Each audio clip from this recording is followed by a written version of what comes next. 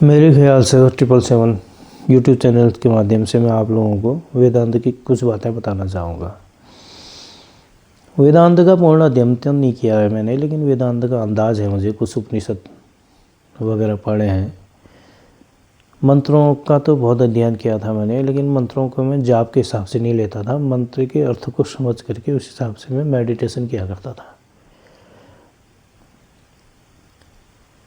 अपनी तारीफ नहीं करना चाह रहा हूँ, सीखा बहुत है, जाना है, देखा है, महसूस किया है, ईश्वर को महसूस कर लेता हूँ। प्रार्थना करने की विधि मेरे गुरु ने मुझे बताई है। प्रार्थना की विधि पता है, साधना की विधि पता है। बहुत सारी चीज़ें इन विधियों से पता चलती हैं। इसलिए वेदांत के बारे में इसलिए मैं कहना चाहूँगा कि हमारे वेदांत में भावनात्मक रूप से पूजा करने की पद्धति थी। आप भावनात्मक रूप से जो है ईश्वर को बुलाएंगे, उसको नहलाएंगे, खिलाएंगे, कपड़े देंगे, बैठने के लिए आसन देंगे, उसकी भरपूर सेवा करेंगे। जिस प्रकार से हम एक अच्छे बुजुर्ग अतिथि करते हैं, ठीक। लेकिन वेदांत के हजारों साल के बाद हुआ क्या कि हो सकता है ऐसा रहा होगा, मेरे ख्याल से ब्राह्मणों की जनसंख्या बढ़ गई, गरीबी आ गई, आश्रम व्यवस्था टूट गई और जो ब्राह्मणों के ब्रह्मशास्त्र थे वो ब्राह्मण पुत्रों के पास चले गए। जो बेचारे ब्राह्मण नहीं रहे, बामन हो गए बाद में। बामन इसलिए हो गए कि ब्रह्म विद्या तो थी उनके पास, ब्रह्म विद्या का ज्ञान नहीं था। ब्राह्मण नहीं थे तो वो ब्राह्मण पुत्र हो गए। ब्राह्मण तो वही होता है जो ब्रह्म विद्या जानता है। ये सब बामन हो गए। बामन होने के विचारों ने उन्होंने क्या किया कि फिर अपने आय का साधन ढूंढ लिया। जो सॉफ्ट कॉपी के तरीके से हमारी साधना पद्धति थी वो हार्ड कॉपी में बदल दी उन्होंने।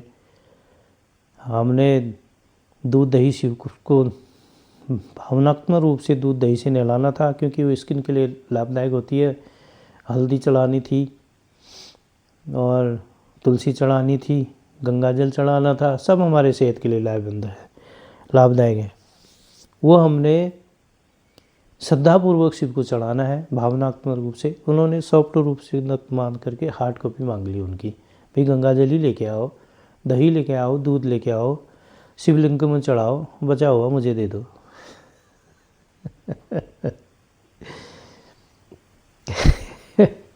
ठीक है, वो परिवार पल रहे हैं उन लोगों के, लेकिन वास्तविकता बतानी चाहिए। भाई मैं अगर ब्राह्मण होता, उस वक़्त का गरीब ब्राह्मण होता, मैं कहता कि मानसिक रूप से आपको मैं पूजा करना सिखा दूंगा, लेकिन मुझे दक्षिणा देनी होगी आपको, क्योंकि दक्षिणा की प्रथा ब्राह्मण के लिए थी। उस वक़्त जो वैज्ञानिक हुआ करते थे, आर्यावर्त जब समाज था हमारा, वैज्ञानिक साधु संत ब्राह्मण और महात्मा लोग ही हुआ करते थे। वो खोज करते थे। खोज करने के दौरान उनका परिवार भी हो गया तो उन्हें उपार्जन के लिए कमाई करने के दूसरे साधन नहीं थे। वो रात दिन आध्यात्मिक खोज में लगे रहते थे। कोई मेडिकल के फील्ड में, कोई आध्यात्मिक के फील्ड में, कोई धार्मिक फील्ड में, कोई रक्षा के फील्ड में, कोई खेल कूद के फील्ड में, कोई शिक्षा के क्षेत्र में है। तो अलग अलग क्षेत्रों में अपना अपना काम करते थे, ब्राह्मण ही करते थे। और उनके शिष्यों के रूप में हर जाति के लोग रहते थे। जिसने जैसा काम किया, जैसा सीखा, वैसी जाति उनको दे दी जाती थी। ये तो सबको पता है। लेकिन पूजा पद्धति मेन यही थी कि हम भावनात्मक रूप से धारणा दे करके करें। धारणा ही कहा जाता था उसे। मैं धारणा दूंगा कि मेरे पास शिव आ रहे हैं और मेरे सामने चौके में बैठ रहे हैं। धारणा दे दी। महसूस किया कि मैं दूध ला रहा हूँ, दही ला रहा हूँ, उनको नहाने के लिए दे रहा हूँ, दूध दही से नहा रहे हैं। फिर मैं उनको आराम से अपने हाथ से नहला रहा हूँ और अपने हाथ से उनका बदन पोंछ रहा हूँ, उन्हें भोजन दे रहा हूँ खाने के लिए। वो खुशी खुशी खा रहे हैं, प्रसन्न हो रहे हैं। और उनके लिए जब उनको विदा कर रहा हूँ तो अच्छे कपड़े दे रहा हूँ और पूरे भोजन की व्यवस्था बना के दे रहा हूँ। ये उसी प्रकार से होता है जिस प्रकार से हम किसी अपने बुज़ुर्गों को अपने घर से भेजते हैं या बच्चों को हॉस्टल भेजते हैं, पूरी तैयारी के साथ भेजते हैं ना। तो ये प्रथा थी हमारे वेदांत में पाठ पूजा की। जिससे जो है हमारी चेतना को वो, अब कारण क्या है ना, आप क्यों होता होगा वाली बात है ना, तब मैं उसके आंसर में कह रहा हूँ कि हमारी चेतना को हमारे मानसिक रूप से जो धारणा का प्रोसेस था वो हमारी चेतना को पता चलता था। हमारी चेतना सर्वव्यापक है, हमारी चेतना सर्वव्यापक है क्योंकि आत्मा के करीब है वो। हमारी चेतना को अगर वो पता चला तो शिव की चेतना को भी पता चलेगा। आप जिस भी देवता का, इंद्र का करो आप, अग्नि का करो आप, सूर्य का करो आप हवन, जिसको याद करके आप करोगे उस तक ये संकेत पहुँचेगा, हमारी धारणा पहुँचेगी और हमारी प्रार्थनाएं पूरी हो जाएंगी। ये हमारा वेदांत सिखाता था हमको। समय बीतता गया, लोगों ने उसको अपने कमाई का जरिया बना दिया, पूजा पद्धति को वस्तु पद्धति में बदल दिया। धारणा पद्धति से वस्तु पद्धति में आ गई। वस्तु पद्धति मैं इसलिए कह रहा हूँ कि मतलब जो आप धारणा में दही चढ़ा रहे हो वो रियल में दही चढ़ाओगे फिर वहाँ।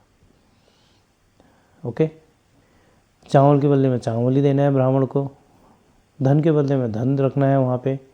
अब वो सब पुटली जो बनती है वो ब्राह्मण की होती है। अच्छी बात है, दान जा रहा है, देना चाहिए, हर किसी को दान देना चाहिए। आप दान ब्राह्मण को नहीं, शूद्र और वैश्य शूद्र को भी दे सकते हैं। परमात्मा के पुत्र थे वो भी हैं ही, ब्राह्मण ही नहीं है स्पेशल, परमात्मा का पुत्र, सभी परमात्मा के पुत्र हैं। मच्छर का बच्चा भी अगर उड़ के आ रहा है तो वो भी परमात्मा का ही पुत्र है, उसके लिए कोई भेद नहीं। खिलाना पिलाना हर किसी के लिए प्रकृति में हर किसी को देना चाहिए, पौधे को भी देना चाहिए, पक्षी को भी देना चाहिए, मनुष्य को भी, जानवरों को भी, कीट पतंगों को भी। लेकिन पूजा पद्धति में गिरावट होने की वजह से मुझे बहुत बुरा लगता है। एक अनजान आदमी को 2-3 लाख रुपए का भागवत लगा करके, उससे पैसे लूट करके, प्रथा के नाम पे रात भर कीर्तन भजन करा करके उसको नंगा छोड़ देते हैं बाद में। गरीब आदमी के पास तो 8-10 लाख रुपए तो मुश्किल से होते हैं, उसमें भी 2-3 लाख रुपए भागवत में लगा देते हैं। अब ब्राह्मण भी बड़ी श्रद्धा से वो काम करता है। अब उसकी श्रद्धा के पीछे उसकी मूर्खता है या उसका लोभ है, मैं नहीं जानता, लेकिन वास्तविक रूप से यही है कि वेदांत हमसे भावनात्मक रूप से धारणा देकर के पूजा करने के लिए कहता है। हम उसे हृदय से धारणा दे करके किसी देवता को पूजा में बुलाएं, उसकी पूजा करें, उसको खिलाएं पिलाएं। उसको चावल के दाने नहीं चाहिए, चावल के दाने का भाव चाहिए। ये पद्धति है। अब मैं इस पद्धति का जिक्र तो कर रहा हूँ लेकिन समाज नहीं बदल सकता। आने वाले समय में घर घर अगर विद्वान आदमी पैदा हो गए, वेदांत को मानने वाले पैदा हो गए, तो ये पद्धति उलटफेर हो सकती है।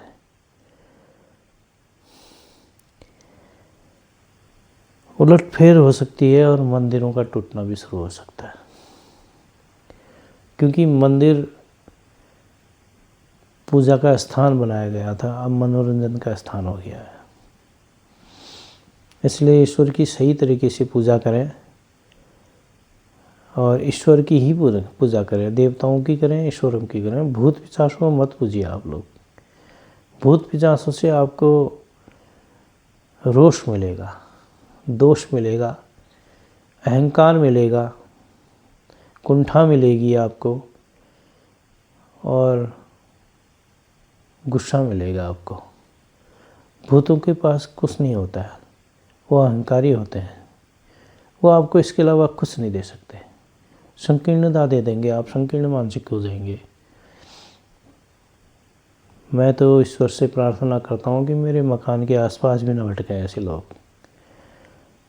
और मैं तो भूत पिशाचों के मंदिरों का प्रसाद भी नहीं लेता। देवताओं के मंदिरों का प्रसाद लेता हूँ, लेकिन उसके ऊपर से मैं अपनी क्लीनिंग भी करता हूँ। सेकंडों में क्लीनिंग हो जाती है उसकी, उसमें जितनी भी दोष होते हैं वो समाप्त हो जाते हैं। दुनिया में सब चीज़ पवित्र है, लेकिन तरीका पवित्र नहीं है। सही तरीके से सही जगह जाना चाहिए। शिव को अपने पास ही बुला करके खिला लो ना, उसके लिए लाखों रुपए बर्बाद करने की क्या ज़रूरत है। गरीब को दे दो, बाकी में से किसी बच्चे को स्कूल पढ़ा दो, कॉलेज पढ़ा दो। हमारे हिंदू धर्म में वेदांत बहुत कम लोगों ने पढ़े होंगे, मैंने खुद नहीं पढ़े हैं। क्योंकि वेदांत इतने लंबी चौड़ी पुस्तकें हैं कि जीवन में समय ही नहीं मिला है। उपनिषदों के पार्ट टू पार्ट ऐसे पढ़े हैं मैंने। ईश्वर की कृपा रही तो मैं शोध करूं, पढ़ूं, ऐसा सोचता हूं।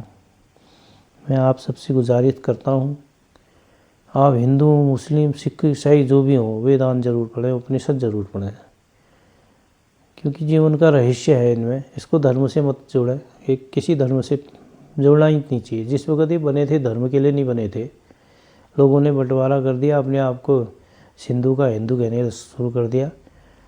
इसलिए मुसलमानों के लिए भी वेद हैं, हिंदुओं के लिए भी वेद हैं, सब पढ़ें, सीखें उनसे और अच्छी तरह देवताओं की पूजा करें और उनसे कृपा पाएं।